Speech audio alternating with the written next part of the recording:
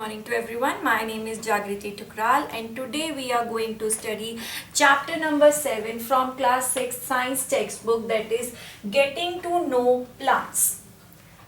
Topic का अगर हिंदी में आपको मैं मतलब बताऊं कि प्लांट्स को हम जानने की कोशिश करेंगे इस टॉपिक में कि प्लांट्स आपने अपने आसपास देखा होगा कि डिफरेंट तरह के प्लांट्स होते हैं, डिफरेंट शेप्स के होते हैं, डिफरेंट साइज के होते हैं। उनका कुछ ऐसे प्लांट्स होते हैं जो छोटे होते हैं, कुछ ऐसे प्लांट्स होते हैं जो बड़े होते हैं, कुछ ऐसे प्लांट्स होते हैं जो रेड फ्लावर देते हैं, कुछ ऐसे प्लांट्स होते हैं जो ब्लू फ्लावर देते हैं, कुछ ऐसे प्लांट्स होते हैं जिनकी स्टेम बहुत छोटी है, जिनकी स्टेम जो होती है मतलब जो हम जड़ बोलते हैं या ठीक है स्टेम बोलते हैं, वो बहुत जड़ नहीं बोलेंगे, जिनकी स्टेम जो होती है वो बहुत पतली होती है। कुछ ऐसे प्लांट्स होते हैं जिनकी स्टेम बहुत मोटी होती है। तो डिफरेंट तरह के प्लांट्स हैं, डिफरेंट शेप्स है, डिफरेंट साइज है, डिफरेंट टाइप को फ्लावर्स देते हैं, डिफरेंट टाइप्स ऑफ फ्रूट्स देते हैं। तो प्लांट्स की बहुत सारी वेराइटीज़ हैं। तो इस चैप्टर में हम बेसिकली यही पढ़ेंगे कि प्लांट्स को हम कैसे जान सकते हैं, कितने तरह के प्लांट्स होते हैं, कौन से प्लांट्स होते हैं, उनके डिफरेंसेस क्या है, कौन से प्लांट्स को क्या कहा जाता है। इस चैप्टर में बेसिकली हम ये पढ़ेंगे। ये तो हो गया आपका ओवरव्यू। अब हम शुरुआत करते हैं इस टॉपिक में जो सब टॉपिक्स आते हैं, मतलब चैप्टर की शुरुआत करते हैं। सबसे पहला इस टॉपिक के अंदर जो आपका सब टॉपिक आता है that is classification of plants. Classification of plants का मतलब है टाइप्स ऑफ प्लांट, कितनी तरह के प्लांट्स होते हैं। ठीक है, तो बेसिकली जो प्लांट्स हैं वो 3 तरह के होते हैं। ठीक है, प्लांट्स आर ऑफ 3 टाइप्स। क्या क्या उनको नाम दिए हैं हमने? हर्ब्स, क्या नाम दिए? Herbs, shrubs and trees. Herbs, shrubs and trees. मैंने कुछ नीचे पिक्चर्स भी बनाई हुई हैं, आपको देख के इजीली 1 बाय 1 हम इसे स्टडी करेंगे और हम जानेंगे कि कौन सा हर्ब होता है वो कैसा दिखता है, कौन सा श्रब होता है वो कैसा दिखता है, और क्या ट्री, कौन सा ट्री होता है वो कैसा दिखता है। Physical appearance. सबसे पहले हम बात करते हैं हर्ब की कि हर्ब दिखता कैसा है। ठीक है, तो जो हर्ब होगा ना वो एक छोटा सा पौधा होगा। ठीक है, छोटा सा एक पौधा होगा। जो हर्ब होगा वो एक छोटा सा पौधा होगा। ये मैंने बनाया हुआ है, ये है आपका हर्ब। क्या है आपका? हर्ब। हर्ब में क्या होगा कि गिनी चुनी लीव्स होंगी, ज्यादा लीव्स नहीं होंगी। एक हल्की सी स्टेम होगी। स्टेम आप समझते हैं ना, ये चीज, ये वाली चीज जिससे लीव्स जुड़ी होती है, ये आपकी होगी स्टेम। ठीक है, गिनती के 1 2 3 4 5 6 मैंने बनाने को 6 बनाई है, वेरी भी कर सकते हैं, मतलब 12 to 15 लीव्स भी हो सकती हैं, 20 लीव्स भी हो सकती है, 25 लीव्स भी हो सकती है, बट इतनी ही होंगी, ज्यादा लीव्स नहीं होंगी। जितनी एक ट्री में होती है उतनी लीव्स नहीं होंगी। जितना मतलब एक छोटे से पौधे में लीव्स होती है ना, छोटे से पौधे को हम बोलते हैं हर्ब। तो इसको हम क्या बोलेंगे? हर्ब। आइए पढ़ते हैं हर्ब क्या होता है। Plants with green and tender stem, मतलब बहुत ही बारीक स्टेम होती है, बहुत ही बारीक स्टेम है और आपके पास वो हल्की सी ग्रीन की तरह की होती है, यूजुअली शॉर्ट। अब आपने पौधा देखा होगा, बहुत छोटा होता है, बहुत इतना सा पौधा होगा। ठीक है, पौधा इतना सा ही होता है, तो usually short and may not have many branches. अब आपने पेड़ में देखा होगा कितनी सारी ब्रांचेस निकल रही होती है, बट हर्ब्स में ऐसा नहीं होता। हर्ब्स में इनमें ब्रांचेस होती मतलब बहुत ही कम होती हैं, अदरवाइज ना के बराबर ही होती हैं। तो हर्ब्स आप बेसिकली कैसे समझेंगे? एक छोटा सा पौधा जिसकी ग्रीन और टेंडर स्टेम हो और उसमें ज्यादा लीव्स नहीं होती, उसमें गिनती की ही कुछ लीव्स होती हैं। तो आपको पता चला हर्ब क्या होता है? छोटा सा पौधा। तो अगर आपके आसपास कुछ वेराइटी ऑफ प्लांट्स रख दिए जाए तो क्या आप आइडेंटिफाई कर पाओगे कि कौन सा हर्ब है? Yes, we can identify. How? पहले वो स्मॉल इन साइज होगा। ठीक है, दूसरी बात उसमें गिनी चुनी लीव्स होंगी, मतलब गिनती के आप काउंट कर सकते हो। ट्रीज की लीव्स को आप काउंट कर सकते हो? नहीं काउंट कर सकते, बट हर्ब्स की लीव्स को आप काउंट कर सकते हो। तो ये क्या हुई? हर्ब्स की लीव्स को आप काउंट कर सकते हो और यूजुअली शॉर्ट इन साइज। बाकी कंपैरेटिवली प्लांट्स के ये जो हर्ब्स होते हैं वो बहुत छोटे होते हैं। तो आई होप आपको हर्ब समझ में आ गया होगा। अगर अब आपके आगे 10 प्लांट्स रख दिए जाए और पूछा जाए कि इनमें से हर्ब कौन सा है, then you can easily identify. अब हम बात करते हैं हमारे सेकंड प्लांट की, दैट इज श्रब। श्रब क्या होता है? देखिए, एक होता है हर्ब, फिर आता है श्रब, फिर आता है ट्री। ठीक है, हर्ब और ट्री के बीच का जिसका साइज होगा, ट्री तो देखो बहुत बड़ा होता है, हर्ब बहुत छोटा होता है, तो इनके बीच का जो साइज का प्लांट होगा ना, उसको हम बोलेंगे श्रब। क्या बोलेंगे? श्रब। और इसमें क्या होगा कि इसमें हर्ब से ज्यादा लीव्स होंगी बट ट्रीज से कम लीव्स होंगी। Getting my point? हर्ब से ज्यादा लीव्स होंगी बट ट्रीज से कम लीव्स होंगी। ठीक है, जैसे मैंने आपको बताया हर्ब से तो बहुत ज्यादा लीव्स होंगी, बट अगर हम इसका कंपैरिजन ट्री से करें कि ट्रीज में कितनी लीव्स हैं और श्रब में कितनी लीव्स हैं, तो ट्री की लीव ज्यादा होंगी और हर्ब की श्रब की कम होंगी। ठीक है, आइए पढ़ते हैं इसके बारे में। Some plants develop branches near the base of stem.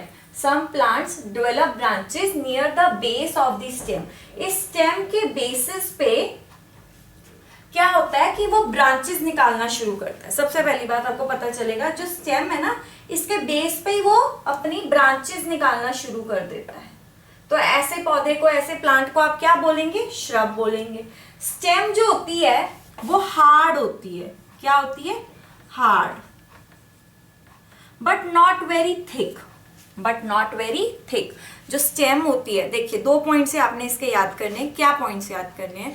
कि जो इसकी स्टेम से ही ब्रांचेस निकलनी शुरू हो जाती हैं, जो इसकी बिल्कुल स्टेम्स होती है उससे ही ब्रांचेस निकलनी शुरू हो जाती हैं। और दूसरी बात क्या होती है कि स्टेम होती है हार्ड, थोड़ी हार्ड स्टेम होती है बट इतनी मोटी स्टेम नहीं होती। स्टेम होती है हार्ड बट मोटी स्टेम नहीं होती, तो इसको हम क्या बोलेंगे? श्रब।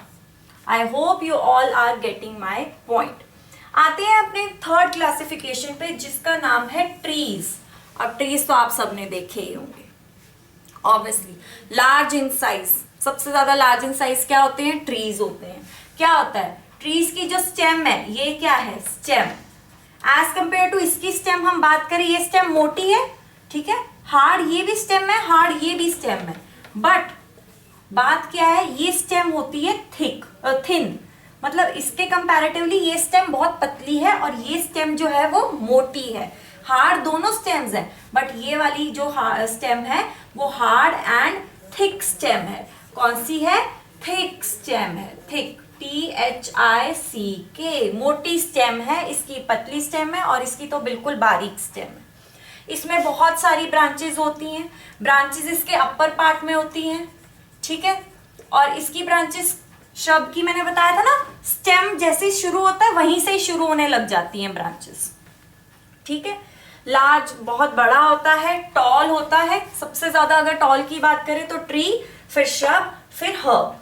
ठीक है, तो यहां बेसिकली क्लासिफिकेशन का होता है एंड, क्लासिफिकेशन आपकी होती है खत्म। अब हम बात करेंगे क्रीपर्स और क्लाइंबर्स के बारे में। देखिए, मैंने आपको बोला था कि 3 तरह के प्लांट्स होते हैं, basically shrubs, trees and herbs. Herbs, shrubs and trees. But अब अगर हम बात करें कि 2 तरह के प्लांट्स होते हैं जो बेसिकली श्रब्स, ट्रीज और हर्ब से बहुत डिफरेंट होते हैं, उनको हम कहते हैं क्रीपर्स और क्लाइंबर्स। क्या बोलते हैं? क्रीपर्स और क्लाइंबर्स। क्रीपर्स और क्लाइंबर्स में क्या फर्क होता है? देखिए, पढ़ते हैं। Creepers, plants with weak stems that cannot stand upright but spread on the ground are called as creepers. समझे? ऐसे प्लांट्स जो अपनी स्टेम पर खड़े नहीं हो सकते, उनकी स्टेम इतनी वीक होती है कि वो अपनी स्टेम पे खड़े नहीं हो सकते, तो ऐसा क्या होगा? जब वो अपनी स्टेम पे खड़े नहीं हो पाएंगे तो वो ऐसे प्लांट्स होते हैं जो बिल्कुल ऐसे फैल से जाते हैं, वो अपनी वीक स्टेम पे खड़े नहीं हो सकते, ऊपर की तरफ खड़े नहीं हो सकते, तो वो क्या करते हैं? अर्थ पे ऐसे फैल जाते हैं। तो ऐसे plants that with weak stems that cannot stand upright but spread on the ground are called as creepers. क्या बोलेंगे उनको? creepers. ठीक है, फिर आते हैं हमारे पास climbers. कौन से आते हैं? climbers. आपने कभी पान का पेड़ देखा है? पान का पौधा वगैरह कभी आपने देखा है? क्या होता है क्लाइंबर्स के जो वर्ड है ना, इसी में ही इसका मतलब छुपा है कि ये किस तरह का प्लांट होगा। सोचिए, ऐसा प्लांट जो ऐसे खड़ा होगा, बट जो उसकी स्टेम होगी ना वो ऐसे ऐसे घूमते हुए आएगी, ऐसे ऐसे ऐसे ऐसे ऐसे राउंड राउंड बिल्कुल घूमते हुए आएगी, बिल्कुल ऐसे। जैसे मान लीजिए ये आपका प्लांट है, तो इस पे जो लीव्स वगैरह आएंगी वो ऐसे ऐसे घूमते हुए आएंगी, जैसे मनी प्लांट होता है, देखा ना आपने, वो ऐसे ऐसे ऐसे करके होता है। तो बेसिकली क्लाइंबर्स का मतलब है plants that take support of the stem and climb up are called as climbers. ऐसे प्लांट जिनकी स्टेम बिल्कुल स्ट्रेट होती है और वो अपनी स्टेम का सपोर्ट लेके ऐसे ऐसे ऐसे करके ऊपर को जाते हैं, दैट आर कॉल्ड एज, ऊपर को क्लाइंब करते हैं, that are called as climbers. Creepers क्या होते हैं कि वो सीधा नहीं खड़े हो पाते, वो ग्राउंड पे ऐसे स्प्रेड हो जाते हैं, तो उनको क्या बोलेंगे, क्रीपर्स। और ऐसे प्लांट्स जो बिल्कुल ऐसे ऐसे करके, जैसे मनी प्लांट आपने देखा होगा, पान का अगर आप देखें, आजकल सबके पास यूट्यूब होता है, प्लीज़ उसमें देखिए या फिर गूगल करिए कि जो पान का पौधा होता है वो कैसा दिखता है। वो भी आपने देखा होगा, ऐसे ऐसे करके बेल सी बनाता है, वो स्टेम के ऊपर ऐसे ऐसे करके मूव करता है, रिवॉल्व करता है अपने आप को। तो that plant that take support of the stem and climb up, that take support of the stem and climb up are called as climbers। क्या बोलेंगे उनको, climbers। तो आपने पढ़ा आज कितने तरह के प्लांट्स होते हैं। आपने 5 तरह के प्लांट्स के बारे में पढ़ा। हर्ब्स जो सबसे छोटे होते हैं, उनकी लीव्स बहुत कम नंबर में होती हैं। सेकेंड, आपने श्रब्स के बारे में पढ़ा, ऐसे प्लांट्स जिनकी जो स्टेम होती है वो हार्ड होती है बट इतनी मोटी नहीं होती, मतलब बहुत हल्की सी थिन होगी, और उसकी हाइट जो होगी वो हर्ब से थोड़ी ज़्यादा होगी बट ट्रीज से थोड़ी कम होगी, और उसकी जो ब्रांचेस हैं वो स्टेम से ही निकलती हैं, बिल्कुल स्टेम से निकलनी शुरू हो जाती है। जहाँ स्टेम शुरू होगी वहाँ उसकी ब्रांचेस भी निकलनी शुरू हो जाएगी। फिर हमने पढ़ा ट्रीज के बारे में। ट्रीज वेरी टॉल, बहुत बड़े बड़े टॉल होते हैं, टॉल ट्रीज होते हैं, उनकी स्टेम जो होती है वो हार्ड और थिक होती है, नंबर ऑफ ब्रांचेस होते हैं, फ्रूट्स होते हैं, फ्लावर्स होते हैं, बहुत सारी चीज़ें होती है ट्रीज पे। फिर हम आते हैं क्रीपर्स के बारे में। ऐसे प्लांट जो सीधा खड़ा नहीं हो सकते, जो ग्राउंड लेवल पे स्प्रेड हो जाते हैं, उन प्लांट्स को क्या बोलते हैं, क्रीपर्स। फिर ऐसे प्लांट्स जो जिनकी स्टेम बिल्कुल सही होगी बट वो रिवॉल्व करेंगे, तो ऐसे प्लांट्स को आप क्लाइंब करते हो, ऐसे ऐसे ऐसे क्लाइंब करते हो ना, तो बेसिकली ऐसे प्लांट्स जो ऊपर की तरफ ऐसे बढ़ते हुए जाएं, ऐसे ऐसे रिवॉल्व होते हुए जाएं, तो ऐसे प्लांट्स को क्या बोलेंगे, क्लाइंबर्स। तो आपने बेसिकली 5 टाइप्स ऑफ प्लांट्स आज पढ़ लिए। तो अगर अब आपके सामने कुछ प्लांट्स को रख दिया जाए और आपसे पूछा जाए कि इसमें से बताइए हर्ब कौन सा है, इसमें से बताइए क्रीपर कौन सा है, आप इजीली क्रीपर के बारे में बता सकते हैं कि क्रीपर ऊपर की तरफ नहीं जाता, क्रीपर ग्राउंड पे ऐसे स्प्रेड हो जाता है। आपने कभी घिया या लौकी की आपने बेल देखी होगी, घरों में लगी होती है, तो वो ऐसे करके स्प्रेड हो जाती है, आप नीचे बेल छोड़ दो वो बढ़ती चली जाएगी, बढ़ती चली जाएगी। क्लाइंबर्स आपने मनी प्लांट्स, पान का प्लांट देखा होगा, वो ऐसे ऐसे करके रिवॉल्व होता रहता है। तो बहुत सारी ऐसी चीज़ें होती है। तो आपको प्लांट्स की क्लासिफिकेशन के बारे में आई होप सब कुछ समझ में आ गया होगा। अब हम बढ़ते हैं अपने नेक्स्ट सब टॉपिक पे, जिसका नाम है stem.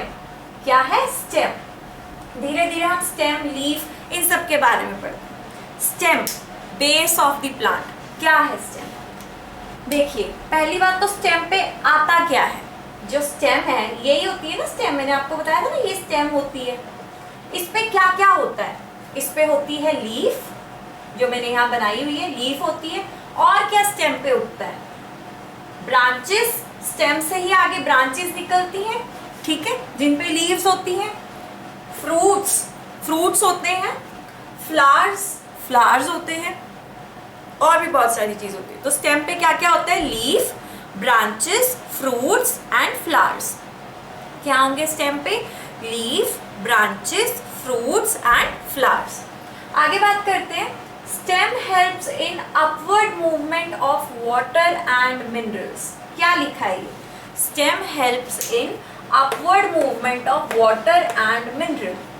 Upward movement of water and mineral समझते हैं आप। आपने कभी अगर किसी प्लांट को वाटर दिया हो, तो आपको आपके अगर बड़े बुजुर्ग आसपास होंगे तो वो क्या कहेंगे कि बेटा ऊपर से नहीं, जड़ों से पानी दो, स्टेम से पानी दो। जो आपको जहां से प्लांट बढ़ रहा है वहां से पानी दो, ऊपर से पानी देने का कोई फायदा नहीं होगा। स्टेम से पानी दो। क्यों स्टेम से पानी दो? क्योंकि स्टेम का जो काम है, जो भी आप वाटर उसमें डालेंगे, जो भी आप मिनरल्स उसको देंगे, आपने कभी देखा होगा जब आप मतलब प्रिपरेशन करते हो सॉइल की, आई नॉट से प्रिपरेशन, आप जब उसको जब आप न्यूट्रिएंट डालते हो, किसी की खाद डालते हो, बेसिकली मेन्योर या फर्टिलाइजर कुछ भी डालते हो ताकि आपका प्लांट अच्छे से ग्रो करे, तो कहाँ डालते हो? लीव्स के ऊपर तो नहीं डालते। कहाँ डालते हो? स्टेम के अंदर डालते हो ना। स्टेम को के अंदर ऐसे ऐसे करके डिग करके उसके अंदर डाल के उसके ऊपर से उसको बंद कर देते हो। क्यों? क्योंकि स्टेम का मेन काम यही है, जो वाटर और मिनरल हम प्लांट को देंगे थ्रू स्टेम, वो उनकी ग्रोथ में चला जाएगा।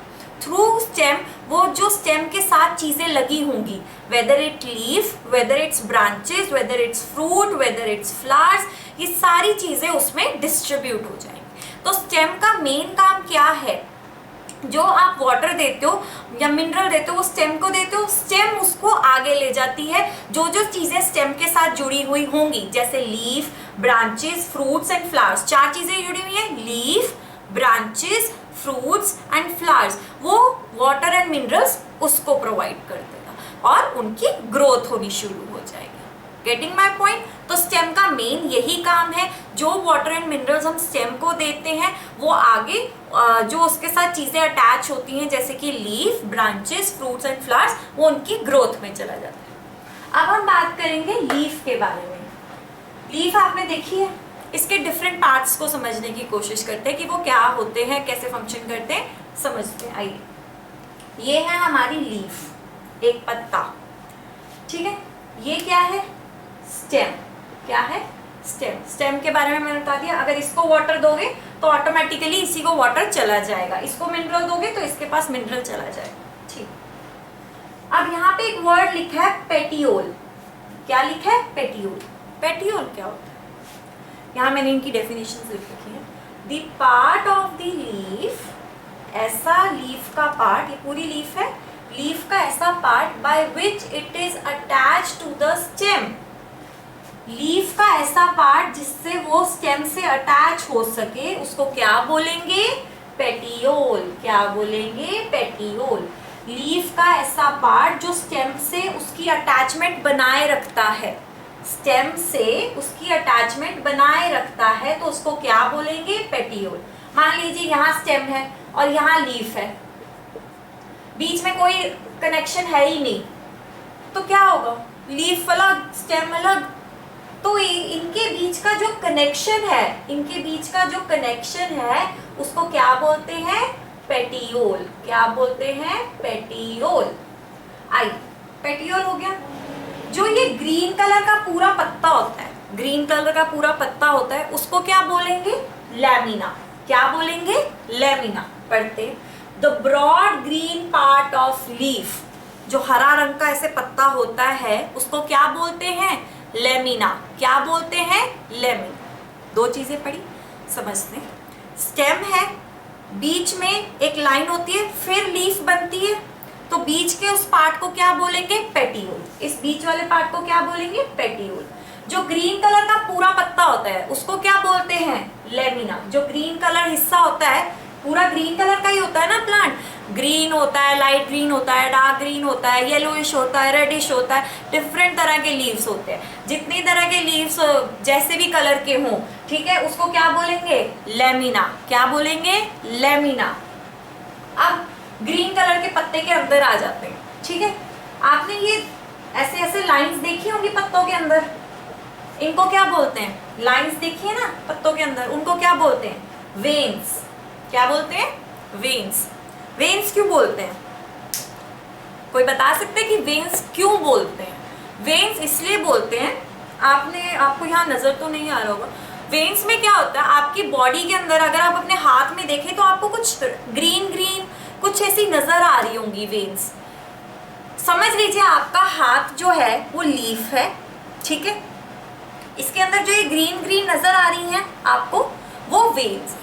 तो सिमिलरली लीफ के अंदर जो ऐसे ऐसे करके डिजाइन बना हुआ होता है, ऐसे ऐसे करके कुछ लाइंस बनी होती है ना, उसको क्या बोलेंगे? वेन्स। आइए यहाँ वेन्स की भी लिखिए, lines on the leaf. Leaf के ऊपर जो लाइंस बनी होती है उनको क्या बोलते हैं? वेन्स। आप बात करते हैं मिड रिब। नेक्स्ट टर्म है हमारे पास मिड रिब। मिड रिब क्या होता है? ये लाइंस हैं, उसके बीच में एक सेंटर लाइन भी बनी हुई होती है, आपने कभी देखा होगा, ठीक है? जो सेंटर लाइन बनी होती है उसको क्या बोलते हैं? Mid rib. जिससे वो लाइंस ऐसे निकल रही होती हैं, जो सेंटर लाइन होगी उसको क्या बोलेंगे? Mid rib. जैसे हमारी जो रिब केज होती है जिसपे पूरी बॉडी स्टैंड होती है, सिमिलरली जो प्लांट्स की बीच वाली लाइन होती है उसको क्या बोलते हैं? Midrib. आइए, prominent line in the middle, जो सबसे प्रोमिनेंट लाइन होती है जो मिडल में होती है उसको क्या बोलते हैं? Mid rib. आई होप आपको सब समझ में आ गया होगा। अगला कंसेप्ट है लीफ वेनेशन। क्या है अगला कंसेप्ट? है लीफ वेनेशन। लीफ वेनेशन क्या होता है? देखिए, अब आपने देखा होगा, आपने लीव्स, आप ना ऐसा कीजिए, अपने आसपास, आपके जितने भी आसपास आपके पेड़ हैं उन सबसे लीव्स तोड़ के लाइए। एक एक लीफ सबसे तोड़ के लाइए, ज्यादा मत तोड़ना, एक एक लीफ सबकी तोड़ना। आपको लीफ, सारी लीव्स एक जैसी नहीं नजर आएंगी। हर लीफ के अंदर आपको डिफरेंट पैटर्न नजर आएगा वेन्स का। कुछ वेन्स होंगी ऐसे, कुछ वेन्स होंगी ऐसे ऐसे जिगजैग जिगजैग, कुछ एक वेन ऐसी जा रही होगी, एक वेन इधर होगी, एक वेन इधर होगी, एक वेन इधर होगी। तो जो डिफरेंट पैटर्न वेन्स बनाती हैं उसको क्या बोलते हैं? Leaf venation. जो डिफरेंट डिजाइंस वेन्स बनाती हैं लीफ के अंदर उसको क्या बोलते हैं? Leaf venation. Designs made by the veins in leaf is called as leaf venation. Getting my point? Different तरह के लीव्स इकट्ठा कीजिए, उसके अंदर जो वेन्स का डिजाइन है वो देखिए। कुछ में ऐसे ऐसे जिगजैग डिजाइन होगा, कुछ में मान लीजिए ये आपका एक मैं बनाती हूँ, ठीक है, कुछ में ऐसे होगा, मतलब ऐसे इन द सेंस यहाँ एक वेन है तो उसके सामने बिल्कुल नहीं निकलेगी, नीचे को निकलेगी, ठीक है, फिर ये ऐसे, फिर नीचे को, तो ये डिफरेंट हो गया।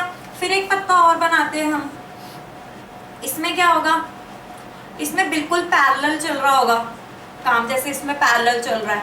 फिर कुछ ऐसी होंगी, ये मिड रिब के ऊपर ऐसे बना रही होंगी,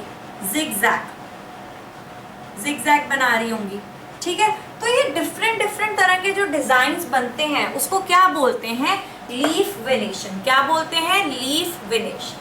आते हैं हमारे लास्ट कंसेप्ट पे, that is parallel venation. Parallel venation का मतलब है अगर आपकी जो वेन्स हैं इधर वाली भी एक ही पॉइंट से निकल रही है, इधर वाली भी एक ही पॉइंट से निकल रही है, मतलब दोनों सेम, कोई डिफरेंस नहीं है, तो उसको क्या बोलते हैं?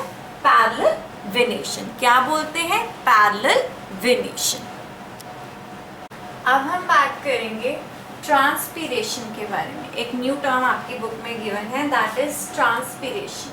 ट्रांसपीरेशन का मतलब समझने से पहले हम एक एक्टिविटी करते हैं, उससे हम समझ पाएंगे कि ट्रांसपीरेशन का क्या डेफिनेशन है, वो क्या मतलब बताना चाहता है, ट्रांसपीरेशन का मतलब क्या है। आइए समझते हैं। एक्टिविटी में आपने क्या करना है? एक्टिविटी से पहले आप मुझे ये बताइए कि ये जो मैंने प्लांट बना रखा है ये क्या है? ऑप्शंस मैं आपको देती हूँ। ये श्रब है, हर्ब है, ट्री है, और क्या है? क्रीपर है या फिर क्लाइंबर है? बताइए क्या है ये? बिल्कुल सही, जो आप सोच रहे हैं वो बिल्कुल सही है। It is a herb. क्या है ये? हर्ब है। It is a herb.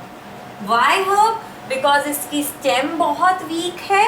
Secondly इसमें नंबर ऑफ लीव्स बहुत कम है, ठीक है, and it is small in size, तो that's why we can call it as a herb. क्या बोलेंगे इनको? हर्ब। तो आइए, हमने एक प्लांट लिया, एक्टिविटी करते हैं। प्लांट लिया तो उसमें से एक लीफ को हमने पॉलीथीन से कवर कर दिया। किससे कवर किया?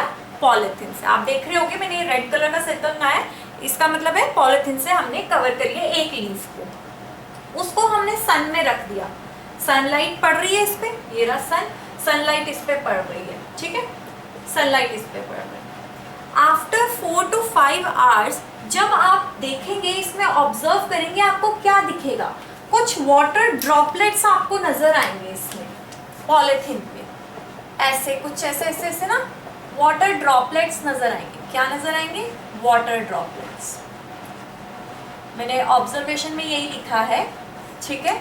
Water comes out of the leaves, ठीक है।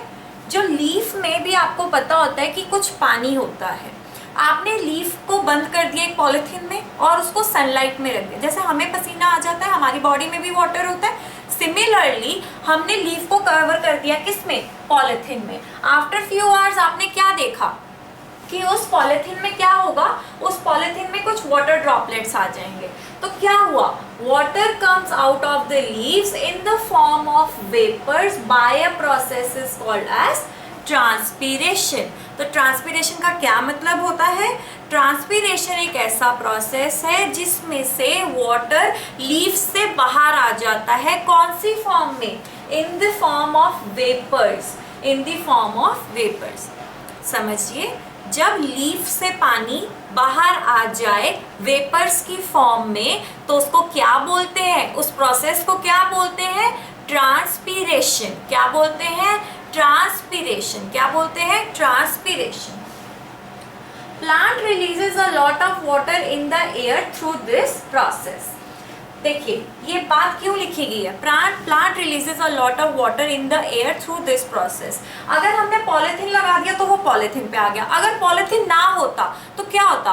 प्लांट वाटर तब भी रिलीज करता, बट क्या करता? तब वो एयर में रिलीज करता। Getting my point?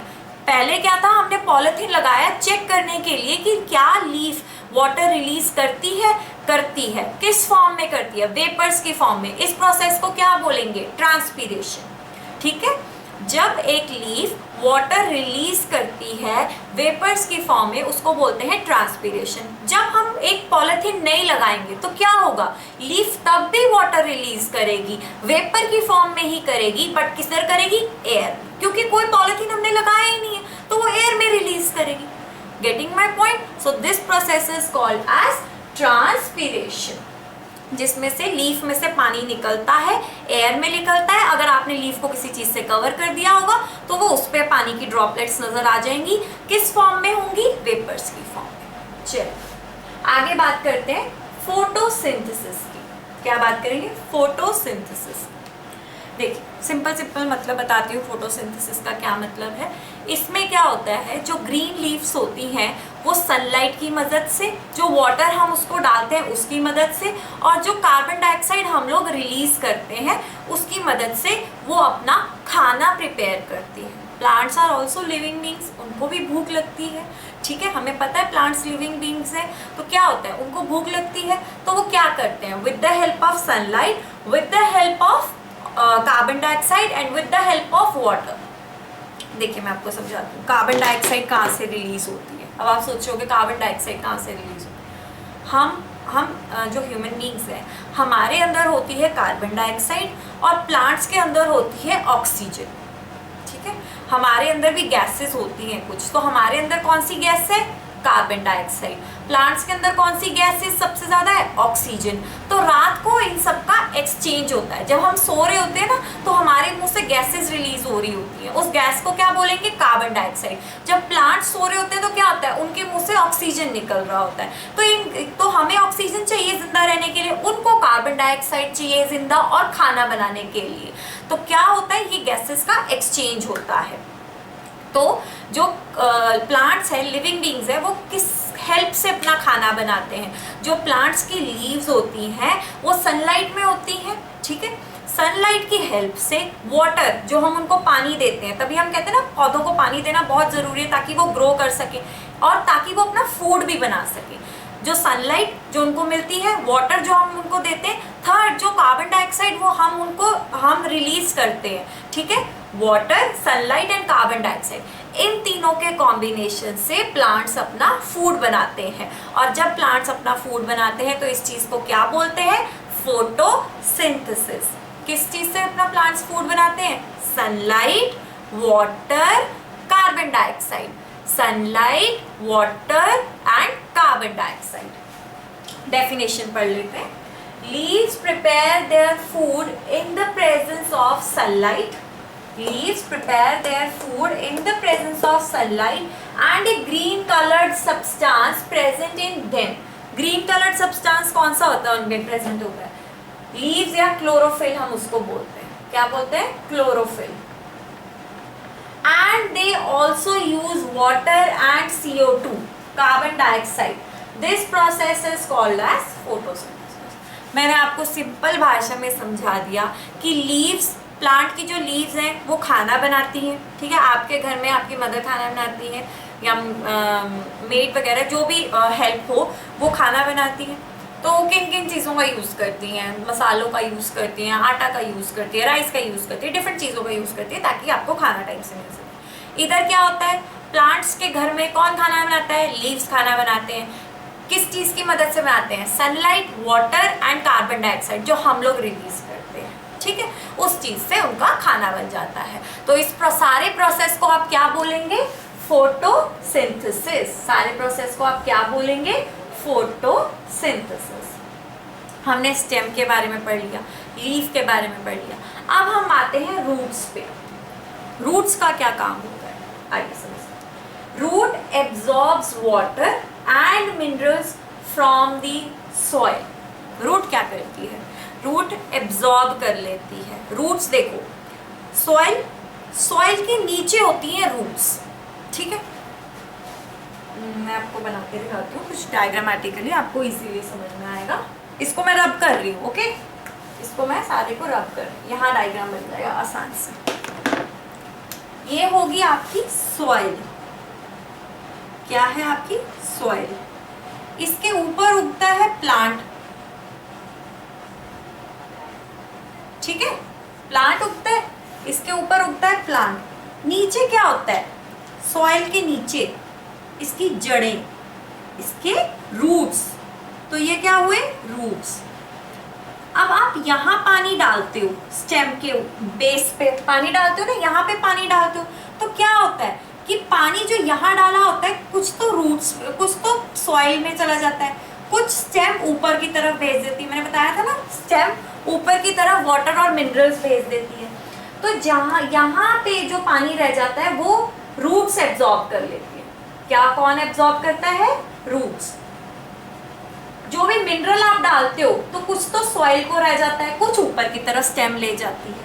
तो क्या आता है? जो भी न्यूट्रिएंट या मिनरल आप डालते हो जो सॉइल को मिलता है वो किससे मिल जाता है? इनडायरेक्टली रूट्स को. रूट उसको एब्जॉर्ब कर लेती है. जो चीज़ आप सॉइल में डालते हो, जो चीज़ आप यहाँ डालते हो ना बेस पे, कुछ चीज़ें सॉइल के पास चली जाती है, कुछ चीज़ें स्टेम के पास चली जाती है, और स्टेम आगे leaves, branches, fruits and flowers को आगे ट्रांसफर कर देती है. तो रूट्स का मेन काम क्या है? It absorbs water and minerals from the soil. It absorbs water and minerals from the soil. अब हम बात करेंगे रूट्स के बारे में कि रूट्स कितने तरह की होते हैं. तो roots are of two types. Roots are of two types. One is called as taproot and other is called as fibrous root. One is called as taproot and other is called as fibrous root. अब आपके दिमाग में question आ रहा होगा कि हम identify कैसे करेंगे. जैसे मैम आपने हमें बताया था कि श्रब को कैसे आइडेंटिफाई करते हैं, हर्ब्स को कैसे आइडेंटिफाई करते हैं, ट्री को कैसे करते हैं, क्रीपर को कैसे आइडेंटिफाई करते हैं एंड क्लाइंबर को कैसे आइडेंटिफाई करते हैं. तो हम रूट्स को कैसे आइडेंटिफाई करते हैं? आइए, आपके सामने ये दो प्लांट्स नजर आ रहे हैं. प्लांट ए, इनको नाम दे देते हैं, एंड प्लांट बी. ठीक है, plant A and plant B. हम रूट्स की बात कर रहे हैं तो इनके रूट्स पे फोकस करें. आपको कुछ डिफरेंस नजर आ रहा है इनकी रूट्स में? कुछ आपके दिमाग में स्ट्राइक कर रहा हो? यस, जो आपके दिमाग में स्ट्राइक कर रहा है, आई होप वो यही स्ट्राइक कर रहा होगा कि जो ये रूट्स हैं ये बिल्कुल स्ट्रेट लाइन के अंदर आ रही हैं. बिल्कुल एक जैसी रूट, जो इनकी रूट्स हैं वो ऐसे ऐसे साइड्स में निकल रही हैं. ऐसा फैलावट नहीं है इस रूट की तरह. इसमें बिल्कुल एक थिक सी लाइन बनी हुई है, उसके आसपास ऐसे ब्रांचेस की तरह रूट्स निकली हुई हैं. बट बी वाले प्लांट में क्या है? बी वाले प्लांट में ऐसे ऐसे करके डिफरेंट एक ही जगह से सारी रूट्स निकल रही हैं. ठीक है, और इसमें क्या है? एक लाइन है, एक स्टेम की तरह एक लाइन बनी हुई है. जैसे उसमें से ब्रांचेस निकलती है वैसे इसमें से रूट्स निकल रही हैं.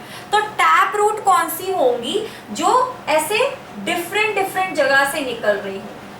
ठीक है, वो होंगी टैप रूट, और फाइब्रस रूट कौन सी होंगी, जिनका ओरिजिन एक होगा, वो ऐसे ऐसे करके निकल रही होंगी, वो फैलावट में होंगी। तो अगर आपको दो पिक्चर्स दिखाई जाए और पूछा जाए कि टैप रूट कौन सी है और फाइब्रस रूट कौन सी है, तो आई होप आप डिफरेंस बता सकेंगे।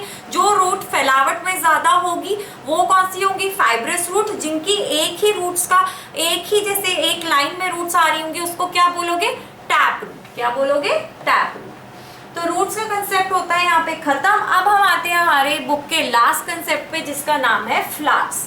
क्या नाम है, फ्लावर्स। आइए समझने की कोशिश करते हैं। फ्लावर्स बनते किससे हैं? अगर आपने फ्लावर्स की ग्रोथ देखी हो तो बनते किससे? फ्लावर्स बनते हैं बर्ड से। किससे बनते हैं? बर्ड से। एक छोटा सा फ्लावर होता है, आप उसको पानी देते हो तो वो एक बड़ा सा फ्लावर बन जाता है। तो उस छोटे से पार्ट को क्या बोलेंगे? बर्ड। जब इससे बड़ा वाला फ्लावर बन जाएगा तो क्या बोलोगे? फ्लावर। ठीक है, छोटे वाले पार्ट को क्या बोलते हैं? बर्ड। जब उसको आप ग्रो करोगे, उसको रोज वाटर दोगे, उसको रोज मिनरल्स दोगे, सनलाइट अच्छी मिलेगी, तो उससे क्या होगा? वो एक फ्लावर में कन्वर्ट हो जाएगा। ठीक है, बर्ड कैसा दिखता है? स्मॉल इन साइज, इतना छोटा बर्ड होगा, और इससे क्या बन जाएगा? फ्लावर। ऐसा बड़ा वाला फ्लावर बन जाएगा। अब यहाँ पे कुछ वर्ड्स लिखे हैं, सेपल एंड पेटल्स। क्या लिखे हैं? Sepal and petals. पेटल्स तो आप लोगों को पता ही होगा क्या होता है, पंखुड़ियाँ। जो फूल की पंखुड़ियाँ होंगी उसको क्या बोलते हैं? पेटल्स। तो जो फ्लावर की ये पेटल्स हैं, और ये जो चीज बर्ड की है, इसमें क्या बोलते हैं? इसको बोलते हैं पेटल्स। और सेपल क्या होता है? जो बिल्कुल इंटरनल वाला पार्ट होता है ना, मतलब बिल्कुल सच प्योर इंटरनल, पूरा इंटरनल नहीं, जो आपको विजिबल हो, जो आपको लगे कि यही सेंटर है, उसको क्या बोलेंगे? सेपल। क्या बोलेंगे? Sepal. It's a leaf like structure. It's a leaf like structure, leaf की तरह दिखता है। ठीक है, आगे बात करते हैं। अब हमें ये जानना है, आपकी बुक में काफ़ी अच्छी डिस्क्रिप्शन दी गई है फ्लावर्स के रिलेटेड, तो हम उसको स्टडी करते हैं। अब आपने क्या करना है, remove the sepal and petals to study inner parts of the flower. आपने सेपल निकाल दिया, पेटल्स निकाल दिए, अब आपको फ्लावर को इनर स्टडी करना है कि फ्लावर्स के अंदर और क्या चीज़ें होती हैं। ऐसा तो हो नहीं सकता सिर्फ सेपल और पेटल्स से फ्लावर्स बनते हैं, नहीं, और भी बहुत सारे ऐसे पार्ट्स होते हैं जो फ्लावर्स के अंदर होते हैं, स्टडी करते हैं। आइए, तो यहाँ आपने ये जो मैंने डायग्राम बना रखा है, इसमें आपने सेपल और पेटल्स दोनों को निकाल दिया। तो कुछ आपको ये तीन चीज़ें नज़र आ रही हैं? बिल्कुल नज़र आ रही है।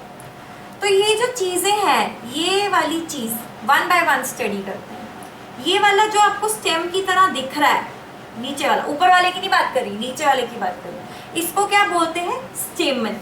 क्या बोलते हैं? स्टेमन्स। क्या बोलते हैं? स्टेमन्स।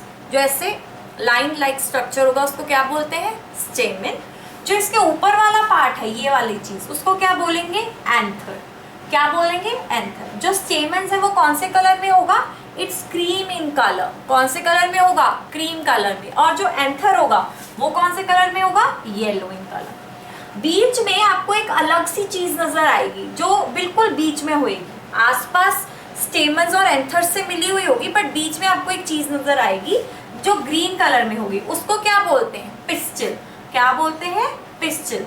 तो अगर आपसे कोई पूछे what name the inner most part of the flower, तो आप क्या बोलोगे? It's pistil. It's pistil. कौन से कलर में होता है? Green in colour. अगर आपसे कोई पूछे name the inner most part of the flower, मैंने यहाँ लिख भी रखा है, inner most part of the flower क्या बोलते हैं?